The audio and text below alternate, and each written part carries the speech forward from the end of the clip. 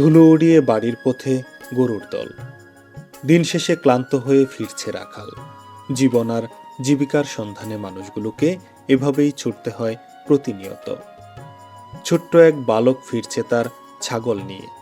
খেলার বয়সে শুরু হয়েছে জীবনের সংগ্রাম। বিরান ভূমিতে খুলেছে এক মায়ার দোকান। খেটে খাওয়া চরের মানুষ আর শহর থেকে আসা দর্শনার্থীরাই এই দোকানের খরিদ্দার।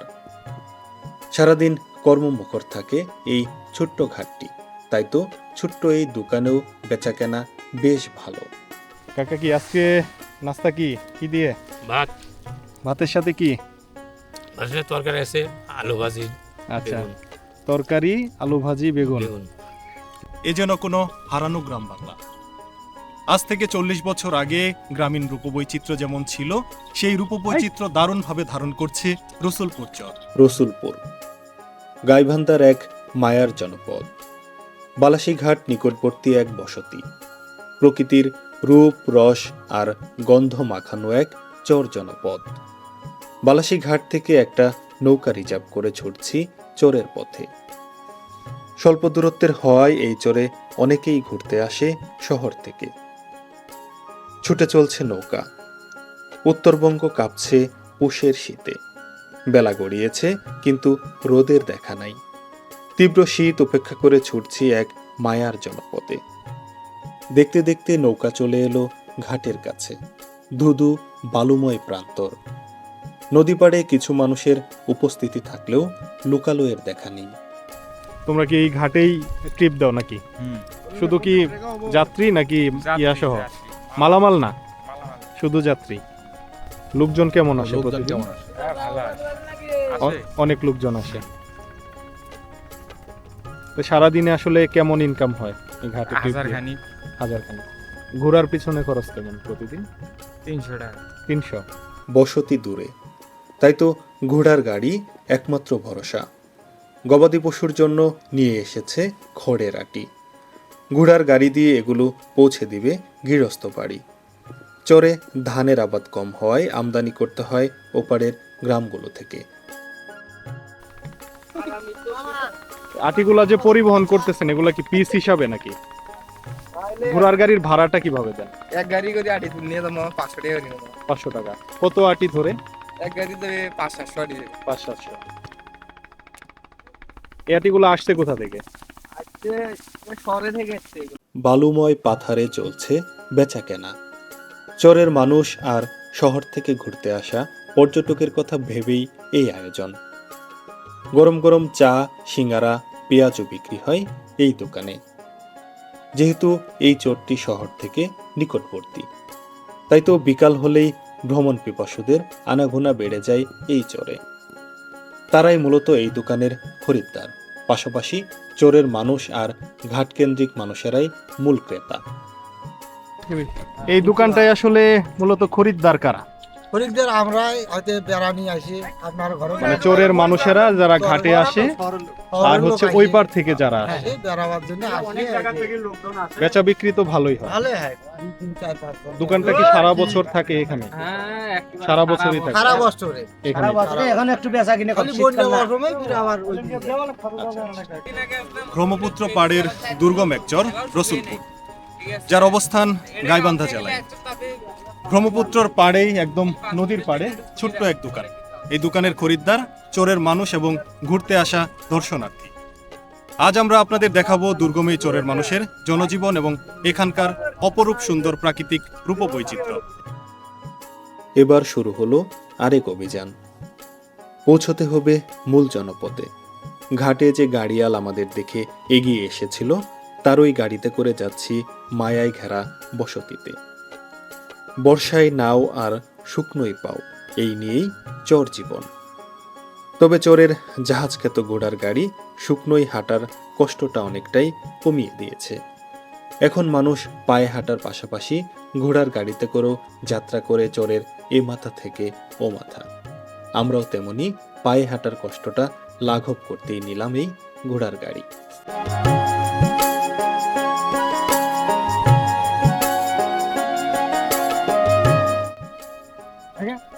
দুর্গম এক বালুময় পথ, কিন্তু পথের ওপারেই রয়েছে ছবির মতো সুন্দর এক জনপদ।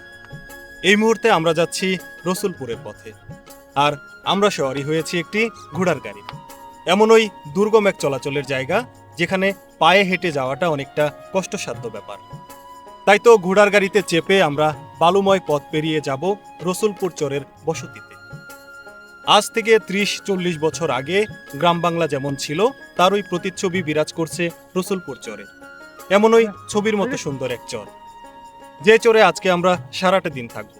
দেখাবো চরের মানুষেরা কিভাবে সকাল থেকে সন্ধ্যা পার করে, আরও দেখাবো দুর্গম এই চরের অপরূপ সুন্দর প্রাকৃতিক রূপবৈচিত্র্য।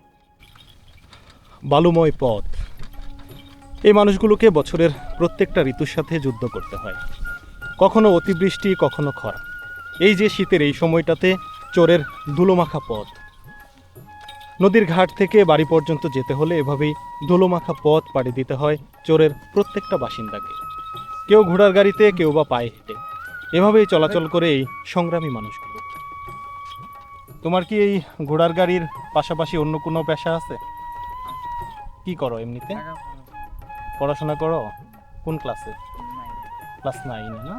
এই পাশে তো কোনো স্কুল নাই, ওই পাশে যেতে হয়। আচ্ছা, খুবই ভালো যে তুমি পাশাপাশি পড়াশোনা করতেছো, পড়াশোনাটা চালাই যায়। যখন বর্ষাকাল হয় তখন তোমাদের এখানে পানি কেমন থাকে? পানি তো অনেক এই জায়গায় পানি। আচ্ছা, মানে বসতির কাছাকাছি পানি যায় আর কি। তখন চলাফেরা তো এই বাড়ি পর্যন্ত নৌকা আসে।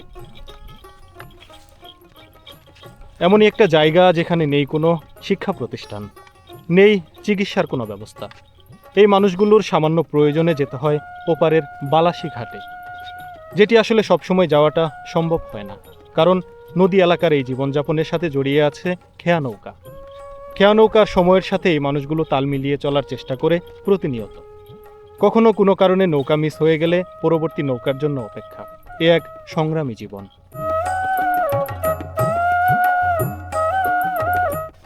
চরে ঢুকার সাথে সাথে আমাদের চোখে পড়ল দুরন্ত কিছু বাচ্চা। বাবু, কি করতেছো তোমরা? খেলতেছো? উত্তরের ভয়ঙ্কর শীতও হার মেরেছে এই শিশুদের কাছে। কারোর গায়ে কাপড় নেই, কারোর তো আবার পাতলা কাপড়। ঠিক করে না। চাচি কোথায় যান? আমার ঘাস ছিল তো। ঘাস তুলতে যাইতেছেন গরুর জন্য? হ্যাঁ, আপনাদের দেখতে আসলাম যে আমরা। দেখো মেহমান আসতে বাড়িতে এখন। কেউ ঘাস চিলতে যাচ্ছে মাঠে, আবার কেউ নিয়ে যাচ্ছে গরু। প্রতিটা দিন এই মানুষগুলোকে এভাবেই কর্মব্যস্ত দিন পার করতে হয়। হ্যাঁ, তখন পাতা ছিটি খিলাম। বাদশা ভাইয়ের গরু কয়টা? গরু আছে আল্লাহ দেয় 11টা। 11টা। কিন্তু গরুর স্বাস্থ্য তো এত খারাপ কেন? স্বাস্থ্য খাই দেয় না কম গো, ঠান্ডা দিন আসছে। এই গরুগুলা কি আপনারা শুধু ঘাস খাওয়াই পালেন নাকি? হ্যাঁ, ঘাস খাওয়াই পালাই। এখন কোথায় নিয়ে যাবেন? এখন ওই চড়া দিয়ে যাবো, ওটি কাটিয়ে রাখার মধ্যে। সাথে কে? উনি আপনার কি হয়? ওই আমার ভাই। ভাই ভাবি মিলে দুইজনে মিলে চড়ে যাচ্ছে গরুর ঘাস খাওয়ানোর জন্য। চর জীবন। এখানে পরিবারের প্রত্যেকটা সদস্যই সমান পরিশ্রমী। নারী পুরুষের কোনো ভেদাভেদ নেই। শিশুরাও সমান তালে কাজ করে তার পরিবারের বড়দের সাথে। কাকা, কি আজকে নাস্তা কি কি দিয়ে? ভাত, ভাতের সাথে কি?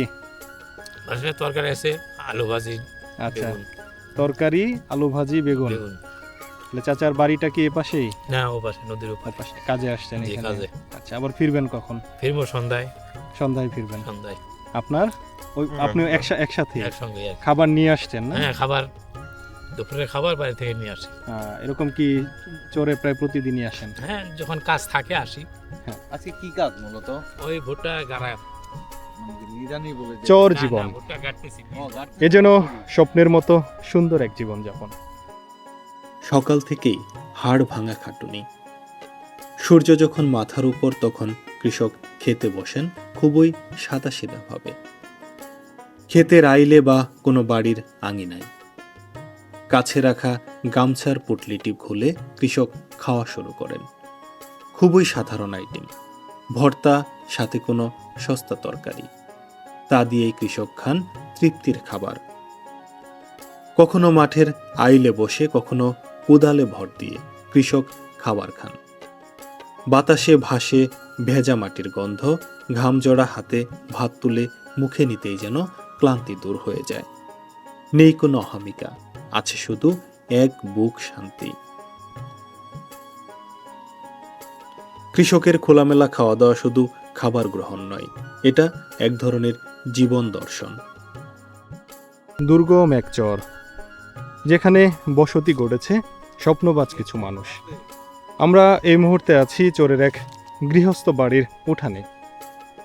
এই বাড়ির গৃহিণী খুব সুন্দর করে ঝাড়ু দিচ্ছিল নিজেদের উঠান বাড়ি। চরের মানুষের এই জিনিসটা নিত্যদিনের কাজ। দুলুময় এই জমিতে ঘরবাড়ি ঠিক রাখা অনেকটা কষ্টসাধ্য ব্যাপার। তবুও এখানকার পরিশ্রমী গৃহিণীরা এই বাড়িঘর সুন্দরভাবে পরিপাটি করে রাখে প্রায় প্রতিটা দিন। আমরা রয়েছি রসুলপুর চরের একদম মাঝখানে। চারপাশে যে বসতি ঘরগুলো দেখা যাচ্ছে, এগুলোই হলো রসুলপুরের মূল বসতি। শীতে জরাজীর্ণ উত্তরের জনপদ, তার ব্যতিক্রম নয় এই গাইবান্ধাই। শীত জেগে বসেছে বাংলার গ্রামগুলোতে। আমরা এই উত্তরের জনপদে যেটি লক্ষ্য করছি, তীব্র শীত। তীব্র এই শীতের কারণে মানুষের চলাফেরা থেকে শুরু করে নানা ধরনের কার্যক্রমে অনেকটাই ব্যাঘাত হচ্ছে। ধুলোমাখাই পথে মানুষদের কাজ করতে হচ্ছে শীতের সাথে যুদ্ধ করে। নানা প্রতিকূলতার মাঝে এটিও একটি প্রতিকূলতা। যখন আসলে প্রচণ্ড শীত চেপে ধরে এই গ্রাম বাংলাগুলোতে, তখন মানুষের কাজকর্ম পরিচালনা করতে অনেকটাই কষ্ট হয়, যেটি স্বচক্ষে দেখছি এই রসুলপুর চরে এসে। রসুলপুর চর ব্রহ্মপুত্রের বুকে জেগে ওঠা এক খণ্ড ছোট্ট ভূখণ্ড। নতুন একটি চর, মাত্র 3 থেকে 4 বছর আগে সৃষ্টি হয়েছে এখানে বাড়িঘরের। বিভিন্ন চর থেকে নদী ভাঙন কবলিত মানুষগুলো এসে বসতি গড়েছে এই ভূখণ্ডে। চারপাশে আবাদ করেছে নানা ধরনের খাদ্যশস্যের। এই খাদ্যশস্য আর বিভিন্ন ধরনের গবাদি পশু পালনের উপর নির্ভর করে টিকে আছে এই চরের মানুষগুলো। সংগ্রামী জীবন, কিন্তু এই জীবন কাছ থেকে দেখতে কতই না সুন্দর। একদিকে যেমন নানা ধরনের প্রতিকূলতা সংগ্রাম, তার পাশাপাশি রয়েছে সুন্দর কিছু গল্প। নেই চারপাশের কোনো কোলাহল, নেই কোনো ঝগড়া ঝঞ্ঝাট। এর মাঝেই নীরবে নিবৃতে বসবাস করছে স্বপ্নবাজ কিছু মানুষ। সেই মানুষগুলোর জীবন দেখতে সুন্দর হলেও মানুষগুলোর জীবনে রয়েছে নানা বৈচিত্র্য। আমরা প্রবেশ করেছি চরের একটি গৃহস্থ বাড়িতে। প্রবেশের সাথে সাথে আমাদের চোখে পড়ল দেশীয় প্রজাতির গরু পালন করছে এই পরিবারটি। শুধুই কি গরুর পাশাপাশি রয়েছে নানা ধরনের হাঁস, মুরগি থেকে শুরু করে আরও গৃহপালিত পশু। এই যে আমার সামনে বস্তুটি দেখতে পাচ্ছেন, এটি হচ্ছে খাঁচা।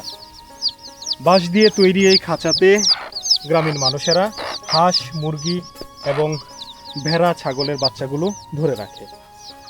এখানে দেখতে পাচ্ছি নিচে মুরগি বাচ্চা দিয়েছে আর উপরে খাঁচা দিয়ে ঢাকা। সুন্দর একটি খুপি, যেটিকে চরের মানুষেরা খুরকি ঘর বলে। এই খুরকি ঘরে হাঁস মুরগি ধরে রাখে চরের এই মানুষেরা। কত সুন্দর সাজানো গুছানো এক গ্রামীণ জীবন। ভাই আছে দুইজনেই। এই চরে কত বছর থেকে আছেন? আছি ধরেন 1 বছর হলে আছি। বছরে বছরে বাড়ি ভাঙা লাগে যায়। এর আগে কোথায় ছিলেন আপা? এর আগে ওই পাশে একটা চর ছিল, ওই চরে আসছিলেন। ওই পাশে। এটা জমি জমা কি আপনাদের? না। এটা কিভাবে নিছেন জমিটা? এগুলো আমরা বাড়ি করে আসছি। আমাদের বাড়ি ওই যে ওইদিকে বাড়িগুলো দেখেন না, ওই আমরা মাটি কাটি উঁচু করে নিয়েছি। বন্যার সময় অতি যাবো, মানে আদি সিস্টেমে যেভাবেই করে নেয় আর কি, ওইভাবে নিচ্ছেন তাই না? বাবু, নাম কি তোমার? ছোট্ট এক বাবু, সাথে ছোট্ট এক পরিবার। এই পরিবারটির জীবিকার প্রধান উৎস গবাদি পশু পালন আর কৃষিকাজ। এই যে ঘরটি উঠিয়ে আছে, এটি আসলে তাদের নিজেদের না। চরের মানুষেরা এভাবেই নিজেদের বাড়িঘর করার জন্য অন্যের জমিতে আশ্রিত থাকে। ভাঙা গড়ার জীবন, কখনো এই চর কখনো ওই চর। এই আপা যেটি বলল, একদমই আমার আঙুলের সামনে ছোট্ট একটি টিভির মতো দেখা যাচ্ছে। ওইখানে আপারা আবার নতুন ঘর উঠাবে। এই মানুষগুলো এখন আসলে কখনোই স্থায়ী না। এই মানুষগুলো আসলে কখনোই স্থায়ী না। এবছর এই চর, আরেক বছর ওই চর। এভাবে একটা জীবনে যে কতবার নদী ভাঙনের শিকার হয় তার কোনো হিসাব নেই। আমি এমনও কিছু মানুষের সাথে কথা বলেছি যারা জীবনে কতবার ঘর ভেঙেছে তা বলতে পারছে না। অগণিত ভার এভাবেই ঘর ভাঙা গড়ার মধ্য দিয়ে এই মানুষগুলো নানাভাবে অর্থনৈতিক সমস্যায় পড়ে।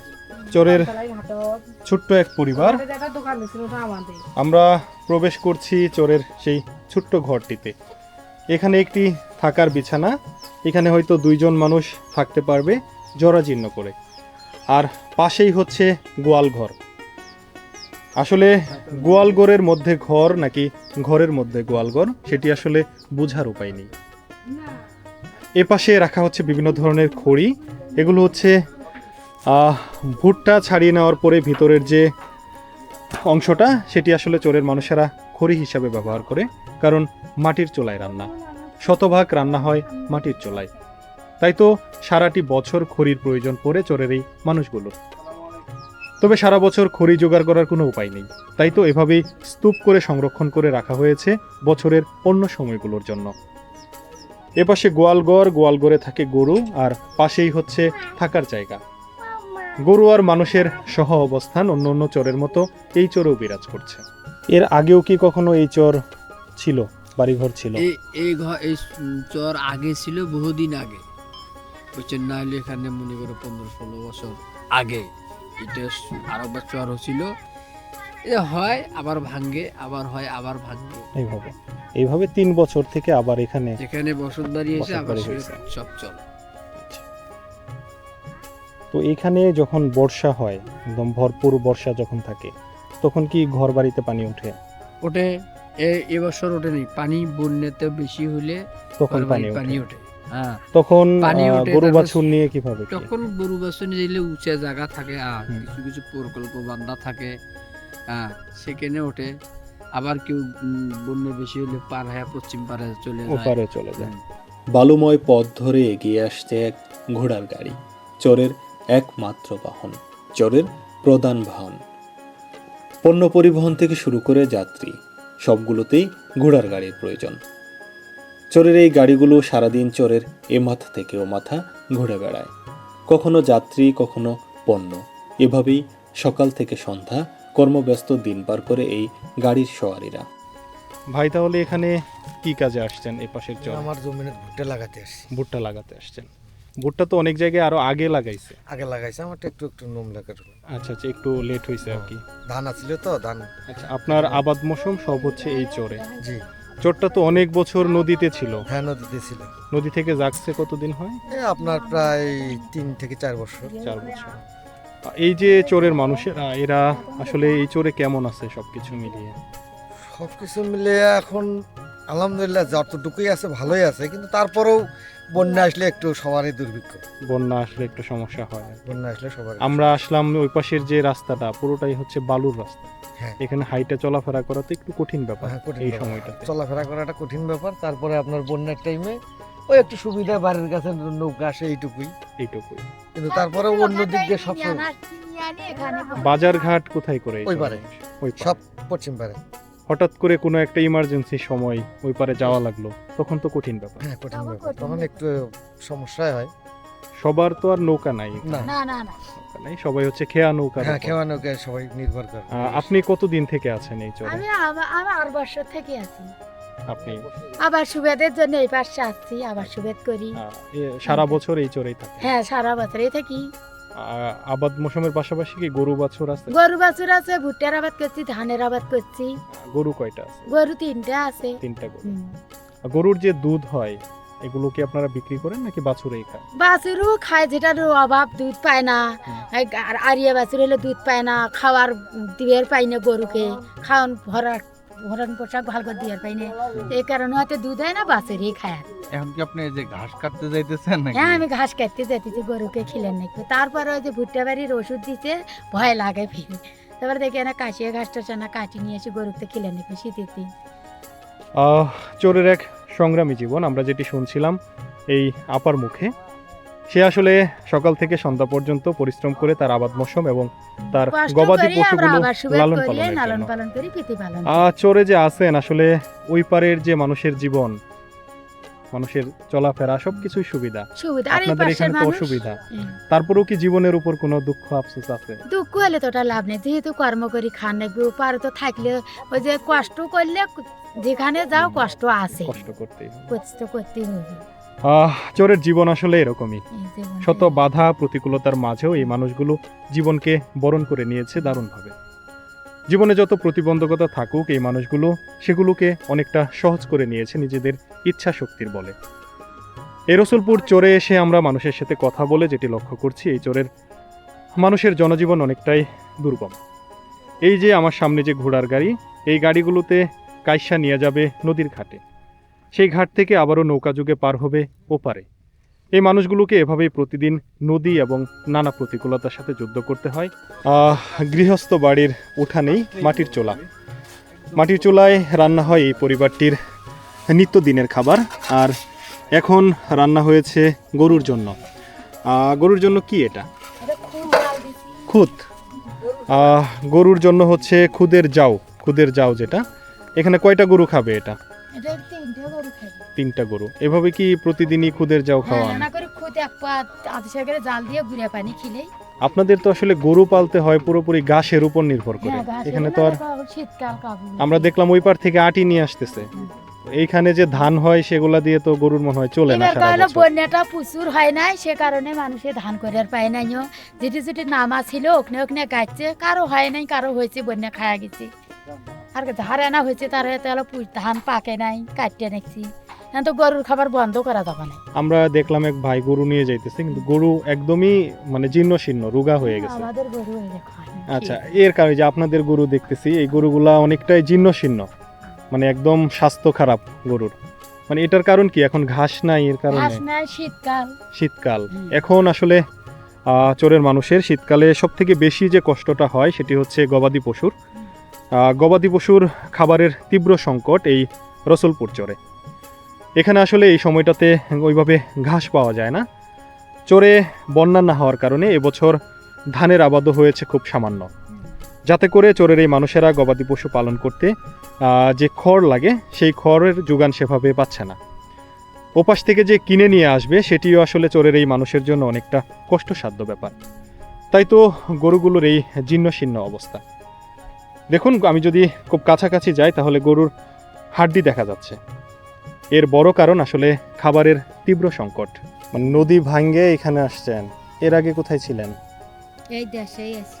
এই দেশেই ছিলেন, মানে নদী ভাঙ্গে একবার একবার এই পার এইভাবে চলা ইয়া করতেছেন বারবার। ঠিক আছে আপা, জান আপনার কষ্ট হয়। মাথায় বোঝা, আপনার কষ্ট হচ্ছে। মানুষ না মনে করেন এই যে যায় অতি যে মনে করেন বান্ধে বন্ধে যায় না, বাইরে বাড়ি পিছু। করে আসি মনে করেন এই যে নেই যে এখন।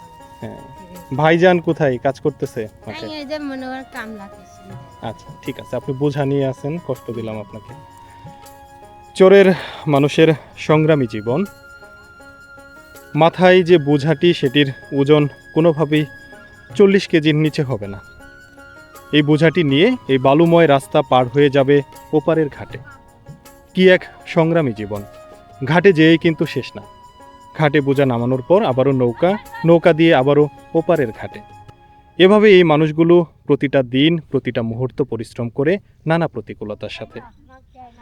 এখন চোরের এই রাস্তায় রয়েছে বালু, যখন বর্ষাকাল তখন থাকবে পানি, আবার যখন ভরা বর্ষা তখন ডুবে যাবে চোরের চারপাশের নিচু জায়গাগুলো। আমরা যখন চোরে হাঁটছিলাম তখন আমাদের পিছু পিছু চোরের এই ছোট্ট সদস্যটিও হাঁটছিল। আমরা যেখানেই যাচ্ছিলাম আমাদের সাথে সাথে যাচ্ছিল, জানি না কি জন্য, হয়তো বন্ধু ভেবেছে আমাদের পিছনে পিছনে করে যাচ্ছে এই ছোট্ট কুকুর ছানাটি। এই যে বায়েজিৎ কুকুর ছানাটিকে দেখে আদর করা শুরু করেছে। বায়েজিৎ, এই যে দুর্গম চোরে একা একা হাঁটতেছ আর আমাদের সাথে হচ্ছে একটা সঙ্গী কুকুর ছানা। হ্যাঁ, না এটা ভালো লাগতেছে আমার। আসলে কুকুর অনেক ছোট থেকে আমি কুকুরের বাচ্চা পালতাম। যাবো এখন বাড়ি যাবেন? জি। বাড়ি কোন পাশে? পশ্চিম পাশে। পশ্চিম পাশে। নদীর পশ্চিম। কতক্ষণ হাঁটতে হবে এখান থেকে? এখান থেকে 15 মিনিট হাঁটতে হবে। কতক্ষণ হাইটে আসলেন? এখানে তো ঘাস কাটার জন্য আসছিলাম, প্রায় এভারেজ ঘন্টা খানেক হবে। ঘন্টাখানিক হাঁটা। হ্যাঁ এই ঘাস কেটে নিয়ে চাচা বাড়ি পর্যন্ত যেতে আনুমানিক তার 1 ঘন্টার হাঁটা রাস্তা। হ্যাঁ। একবার চিন্তা করুন চোরের এই মানুষদের কতটা সংগ্রাম করতে হয় জীবিকার জন্য। আপনি কি ঘাস নিয়ে যাচ্ছেন? ঘাস নিয়ে যাচ্ছেন। জি। গরু কয়টা? গরু নেই, আমার একটা বকরি আছে। একটা বকরি হ্যাঁ। আছে, এই বকরির জন্যই। জি। আচ্ছা, তো আপনার যে বাড়ি ওই পাশে ঘাস নাই? ঘাস ওই পাশে নেই। ওই পাশে নাই, না। এখান থেকে ঘাস নিতে হ্যাঁ, নিয়ে হয়। যেতে হয়, এখানে আসিয়ে নিয়ে। আসলে এই যে চাচা চোরে বছরের পর বছর আছেন বিভিন্ন সংগ্রামের মধ্যে দিয়ে, হ্যাঁ।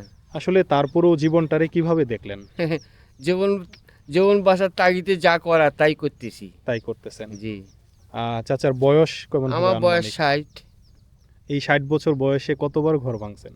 ওরা হিসাব দিয়ে পাবো না। হিসাব দিতে না, পারবেন না? হিসাব দিয়ে পাবো না। অগণিত বার ঘর ভাঙছেন। হ্যাঁ, হ্যাঁ।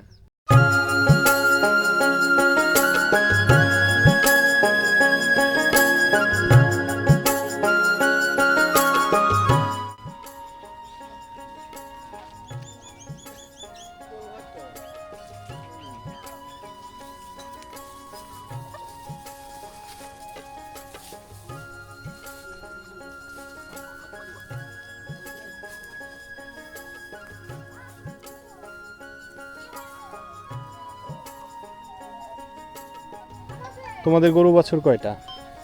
আমাদের ভাই 5টা। 5টা। এগুলো কি ঘাস খাওয়াইতে কি ওইদিকে নিয়ে যাইতে হয় না? না, এখন ঘাস তুলাই আনতে হয়। এখন তোলায় আনতে হয়। এখন তো ঘাস পাওয়া একটু কঠিন, যেটা শুনলাম আর কি। তোমাদের এই চরে তো দেখলাম প্রায় প্রতিটা বাড়িতেই অনেকগুলা করে গরু। হ্যাঁ, যদি আছে একটু গরু আছে। সামনে দেখাই, এখানেও প্রায় 20টা গরু হবে। তো চোরের মানুষের বেশিরভাগেরই কি গরুর উপর নির্ভরশীল, গরু বাছুরের উপর। গরু আবার এখানে কি চোরের কোনো ভয় আছে এই চোরে? হ্যাঁ আছে, বন্যা আসলে এখন চোরের ভয় থাকে। চোর ডাকাতি হয় বন্যা আসলে? তুমি এমনিতে কি করো? পড়াশোনা করো? আমি পড়াশোনা করি না। তাহলে কি করতেছো এখন? মানে সংসার, এখন এই যে আবাদ মশান করতেছ, বাবার কাজে হেল্প করতেছ না?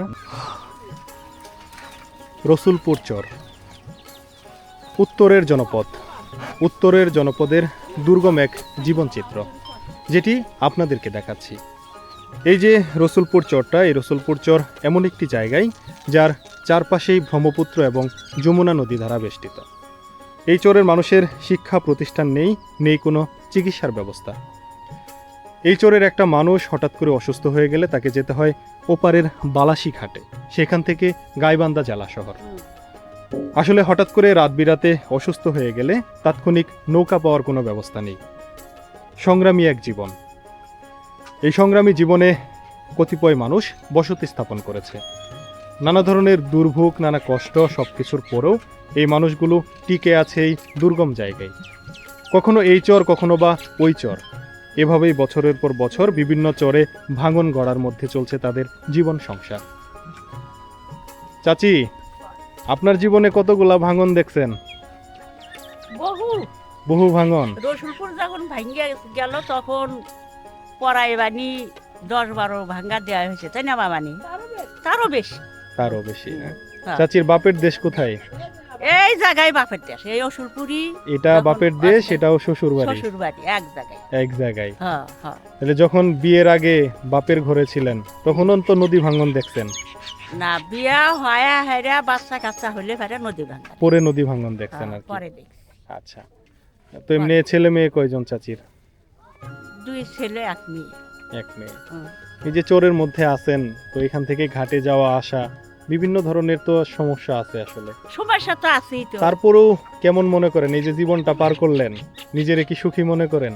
এখন আল্লাহর কাছে ওটাই হাজার শুকুর, আমরা ওটাই সুখী মনে করি। এখন কি করব?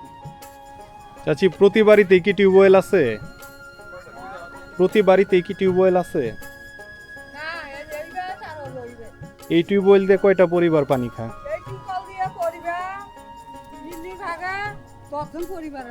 মানে একটা টিউবওয়েল দিয়ে 10টা পরিবারে পানি খায়। এই চরে এরকম তো মনে হয় কয়েকটা টিউবওয়েল দেখলাম মাত্র। এই কানির মাঝে নাই, এই যে এই কানিটা যে তুই একটা আরো বোঝা আছে তুই একটা, তাছাড়া টিউবওয়েল নাই না? না। গরু কি আপনার? আদিম কয়টা গরু আছে এখানে? গরু আছে 3টা। সবগুলাই কি আদি নাকি নিজেরও আছে? আদিরা আছে, বেটির আছে। বেটির আছে? ও, আপনার হচ্ছে বেটা বেটির গরু নিয়েও আদি করেন? না, বেটা নেই। বেটি আছে শুধু? দুটো বেটি। আচ্ছা, আদিগুলা আসলে কিভাবে নেন? এক ওই বিয়ান মালিকদের কি দিবে, দিতে হয়? এক বিয়ান দিবে আমরা নেবো আর এক বিয়ানে পুরো মাপ দেবো। মানে প্রথম বিয়ানটা হচ্ছে আপনারা নিবেন, হ্যাঁ, তারপরেরটা মালিকের। হ্যাঁ, তারপর আর যেটা নিলেন ওইটা যদি বিক্রি করেন কখনো তাইলে বিক্রির ওখানে নিজস্ব হলো। ওটা নিজস্ব হইলো না? আচ্ছা।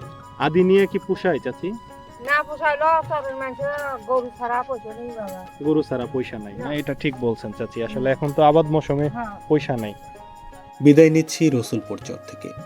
দেখা হবে নতুন কোনো ভিডিওতে। সে পর্যন্ত ভালো থাকবেন, সুস্থ থাকবেন। আল্লাহ হাফেজ।